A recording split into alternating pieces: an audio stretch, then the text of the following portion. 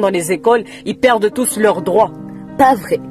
L'enseignant est un forgeron de l'humanité. Il est le garant de toute nation responsable.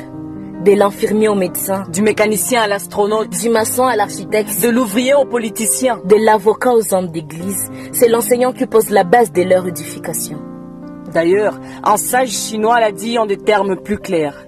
Si vous voulez détruire un pays, inutile de lui faire une guerre sanglante qui pourrait durer des décennies. Il suffit juste de lui détruire son système éducatif. Ensuite, il faut attendre 20 ans et vous aurez un pays constitué des ignorants et dirigé par des voleurs. Mon pays est en danger. Si rien ne fait, il fonce droit dans un mur. Je tire la sonnette d'alarme parce que ceux qui ont gouverné mon pays depuis des années ont ignoré le rôle de l'éducation.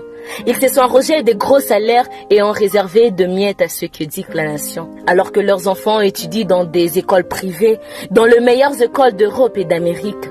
Les enfants de pauvres citoyens conjuguent avec la grève et la médiocrité qui règnent en maître dans notre République.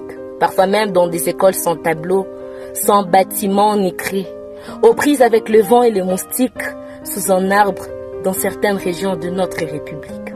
S'agissant de la grève, réaffirmons que ce n'est pas un crime, mais bien un droit.